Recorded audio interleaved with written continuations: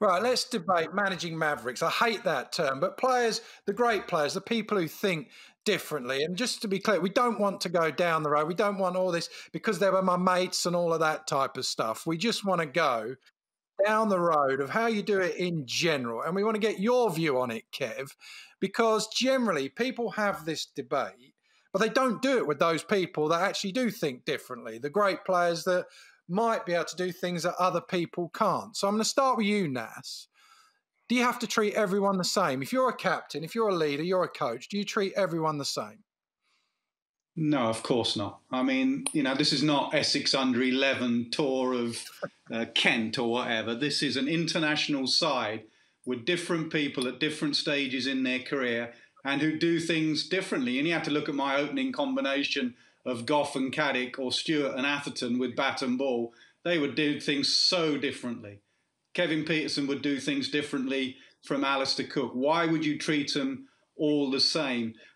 The difficulty comes in certain areas. So when a youngster comes in the side and he sees Kevin Pietersen practicing differently or in his own time or his own way with his own coach, he will say, well, can I do that? And your answer will be, well, watch him practice. We've just listened to Kev there talk about his practice and Ahmedabad. Pietersen or David Gower, whoever, will make sure that their game is ready. You don't end up being those great players, Brian Lara, unless you have done that work and you know how to get your game ready. So when you know how to get your game ready, that's when you can do what Pietersen or Gower or Lara or Flintoff or whoever. That is not the tricky one for me. The tricky one are actually the smaller things that is when I do want everyone to abide by the same rules, Rob. And that's simple things like timekeeping. So when a youngster comes up to me and says, why is Kevin practicing like that? I've got an answer to that. But when a youngster comes up to me and says, why is Kevin 5 minutes late today? I have no answer to that. There is no reason for that. There is no let up in that. And to be fair to someone like Kevin, and this is not a Kevin show, but every time I've worked with Kevin Pietersen, he has been absolutely the model professional. Every time I've seen him on a cricket ground practicing, he's an absolute professional. So those sides of things I quite enjoy.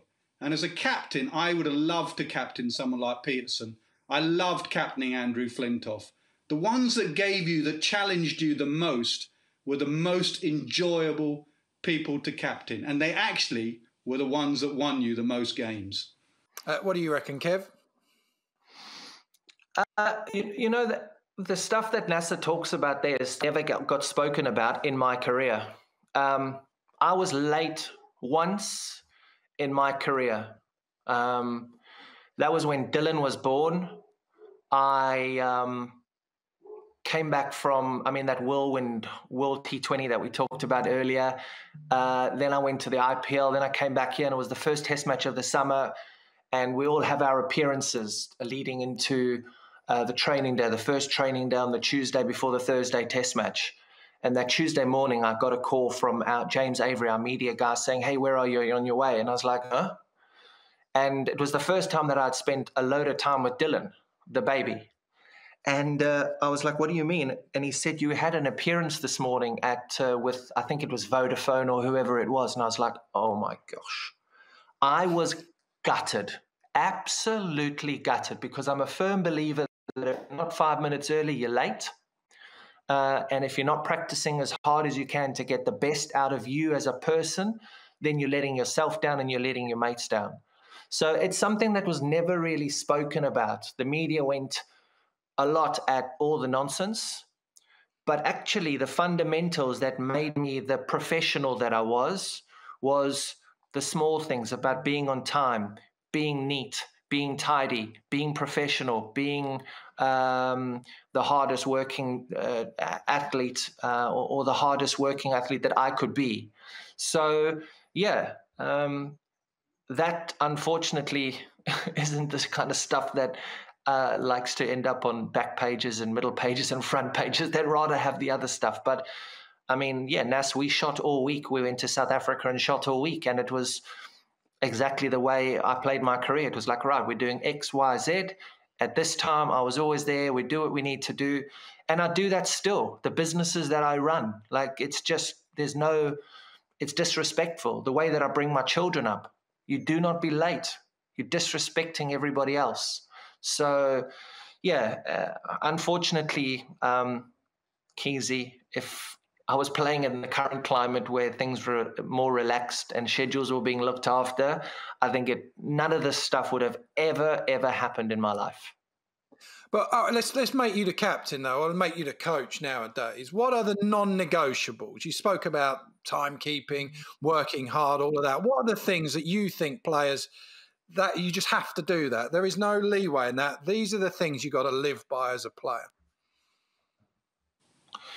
Work ethic to becoming the best player you can be. Every single sportsman is now a business. You manage your brand, you manage your business, you manage your bank account. That's what you do. So you want to help all these players manage their business as best as they can manage their business. You want their businesses to be stock exchange. That's the way the sportsmen operate now. They don't operate with all this nonsense around, oh, I need to be attached to this and I need to be attached to that. And, oh, yeah, it's good for me to be seen here. When broadcast deals came in and boards were starting to get paid so much money and the TV rights got to the levels that they got to now, I mean, the crazy amount of money that broadcast deals are at now, the players are not silly. They're making the show, and they're all businesses. And so I would, as a coach, encourage as many of those businesses to list themselves on the sporting stock exchange. And by that, I mean being the best that they can possibly be by training well, by being smart with their time, and also assisting them in whichever way that they need to become the best person that they can become. Because when you're finished and you're washed up and you get thrown away by the board or the teams that you played with, you want to know that you've actually reached the heights that your talent has allowed you to get to. The key for me, Rob, in handling mavericks or people who do things differently is to have them on board, is to have them on your side, is to give them responsibility. It's amazing how people react when you put the ball in their court. So I'll give you an example. We had Graham Thorpe. He was no maverick, right? But Thorpe was anti-establishment. If we said we were going to a high commission do, Thorpe would always turn up in a slightly different outfit from what he was supposed to wear. So what we would do is put Graham on the management committee, make him in charge of dress code. And when you're making those decisions, it is very difficult then to go against what you have said for the rest of the team to do. So it's always better to have these individuals on the inside working with you than on the outside working against you. And I think that is so vital with any team. It's like when you're doing, it's like if you're taking Fleur out for dinner, Rob, if you've booked the restaurant, if you've got everything sorted, do you want it to go well that evening? You turn up and you go, isn't this a great restaurant? Haven't I booked it? You want everything to go perfect because you've taken ownership of that. So give people some ownership in that team. Don't just discard them and say, Kevin, Freddie, Ben Stokes, Ian Botham, David Gower, you're on the outside. They will work against you if you do that. What do you reckon, Kev? Does that sound right? Yeah. Yeah, it does. It does. It's, it's the players that you want involved who can make good decisions at the right time, especially when it comes to game time, and managing them and looking after them off the field. Man, I'd love a team of Mavericks who, can just win a game for you at any given time. Players don't necessarily have to get on. You have a look at that Australian side. You only have to ask our fellow colleague Warney about some of the interactions with that great Australian team that he had and some of the coaches that they had, but they just used to turn up and destroy opposition. So, I also think that, unfortunately, with the amount of news, the amount of 24-hour news channels, the amount of coverage, that there's a lot of things that actually end up in the public domain that don't necessarily need to be in the public domain. And that also is something that I'm not a massive fan of. Kev, what about handling? We're talking about handling characters, but what about talking about handling people who have this ability to do things that are quite remarkable? I'll give you Rishabh Pant and the shot he played where he reverse swept Jimmy Anderson. I think you tweeted the best shot ever. And then we saw these two shots in the recent T20 series. One where he flicks it over square leg and absolutely doesn't move his feet. And everyone raves about it and says, oh, Rishabh Pant, what a talent. And then 2 or 3 overs later, he tries exactly the same thing again and gets bowled out. How should people react to Kevin Pietersen, Rishabh Pant, David Gower, people who just have that genius about them, but it does go wrong occasionally? You build your team around him, Nas. You find your player, your Shreyas Iyer or your KL Rahul, who you know is going to get you your consistent runs. But let me tell you, Rishabh Pant, and I've watched him, I was very critical of Rishabh Pant 3-4 years ago in the IPL, and he kept slog sweeping with one hand off his bat down to deep square leg. And I kept hammering him. I was like, this is just irresponsible. But he was a young kid. I've now watched his progress from Brisbane through that test series, and he's the kind of guy now that you build your team around him. That is the kind of player you build your team around. You find in test match cricket, your Pujara, or your Ajinkya Rahane, who can bat around and can bat for days and defend balls. But by crikey, you want your Rishabh Pant, who can come and destroy an opposition in 2 sessions of a test match and win you a test match and win you a man of the match. Because those kinds of guys, there's not many of them around. So you just let them go, though? Do you ever give any of these players feedback? Play away. Enjoy. Have fun. Every time. Regardless. Play your way, brother. Whatever it is, as long as they're practicing right and you have a great relationship with the player. If I was managing those kinds of players, you know that they'll be practicing well. You do not become that good without that. Let me tell you, we don't see the practice sessions. I don't know. No one ever saw me practice unless you were boring enough to come down to the nets, Nas. But no one sees that. We don't cover the training sessions. But Pant and some of the players who produce things like this are not players that just turn up and in the net session they've just gone a couple of drives and said thank you very much. They've gone bang, bang, bang, bang, bang, bang, a load of fun in training to give themselves the confidence to play those shots out in the middle. So that's the talent that you look after and you say, brother, beautiful. You get out like that again, I want you to do it again tomorrow. All right, what about someone, let's take bowlers then. Take Jofra Archer, who I think is a genius. He bowls 90+ mile an hour, but he's learning. We all think that he is, because of his talent is so great, we see him that he's a ready-made test cricketer, but he's very much at the start of his test career.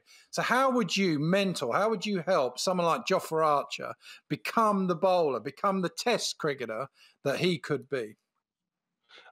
I'd use him differently, Keezy. I'd use him like Michael Clarke used Mitchell Johnson in that 12-month period where Mitchell Johnson was untouchable. I would never bowl Jofra Archer for more than 3 or 4 overs in a spell in a test match. If he wasn't on in his first over, I'd rest him. I'd say, go and get yourself ready at fine leg. Michael Clarke handled Mitchell Johnson so well. You know that every time he got the ball, he was going to run in at 95 mile an hour. And if Jofra Archer knows that his role and his responsibility is to bowl a maximum of 24 balls, he will deliver. If he gets a hat trick on his 21st, 22nd, 23rd ball, you ain't bowling after your 24th ball. Ain't happening. It's just not happening. Unless you're going to finish the game of number 11, it's just not happening. Your role is to deliver 24 balls as fast as you can bowl when I ask you to bowl them. Never bowl him into the ground, and always make sure that he's ready and fresh when you're going to bowl him. Now, how do you pull these players back into line, though? Every now and again, if they get it wrong. If Freddie, when you captain Freddie, I mean, I've known him all my life. You know, he wasn't the neatest bloke in the world. He didn't always do everything absolutely right off the field as well, especially when you had him, when he was a young man trying to find his feet in the world. How do you then somehow get them, you know, like I said to Kevin there, how do you get them to that place where you know they can get to? You have good people around. I've often spoken about a critical mass in a team that will, you know, live with Kevin Pietersen, will live with Andrew Flintoff, Ben Stokes, David Gower, but you'll have others within that team that will set the tone and occasionally, just occasionally, have a little word or a little look and say, come on, Kev, come on, Fred. And they will respect that. It will hurt them to start with, but there's nothing worse. I'll tell you what, Rob, if Duncan Fletcher had a go at me, I did not care.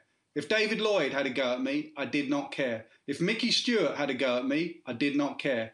If Michael Atherton or Graham Thorpe had a go at me and said, Nas, you're out of order today, that would have absolutely killed me. It was within a team setup, and that is what that great 2005 Ashes side had. It wasn't just captain and coach, it was each of them as a team, where just a little word, come on, Kev, we'll drag you in, and vice versa, Kev to someone else occasionally, come on, you know, Jonesy, let's sort this out now. I think that's absolutely vital. But I think Kev hit the nail on the head. If they've prepared well, if they've done everything, Kev's reverse switch hit of Scott Styris at Durham, he'd practiced that shot for 3-6 months a year. So if it does go wrong, I'm never dragging Kevin Pietersen to one side and saying, what the heck were you doing? This shot changed the game. This shot not only changed this game, it changed the game of cricket.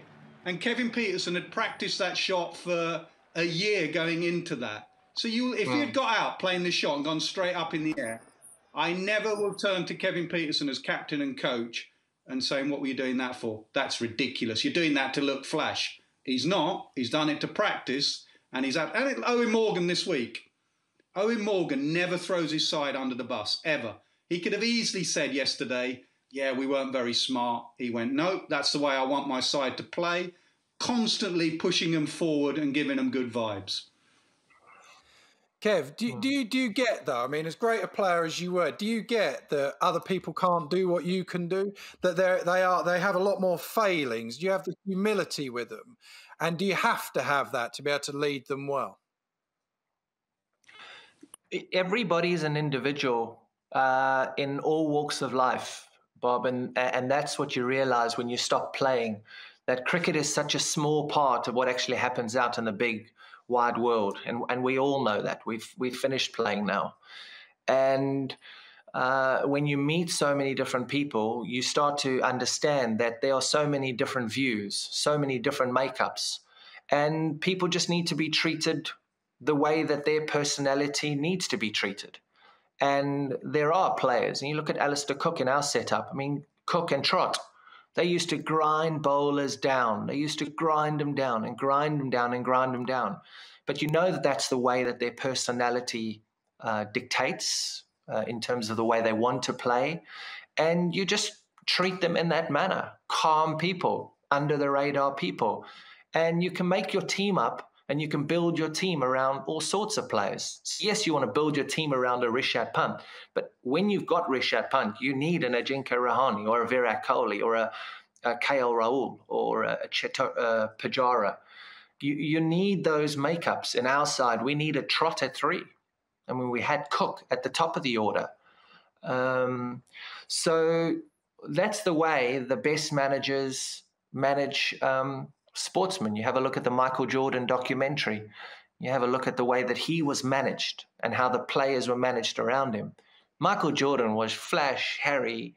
I mean, we've seen exactly what he was like. But what was so beautiful about that documentary is we saw the way that he trained, how he pushed his players, how he made his players better by the way that he practiced and how he challenged them at training.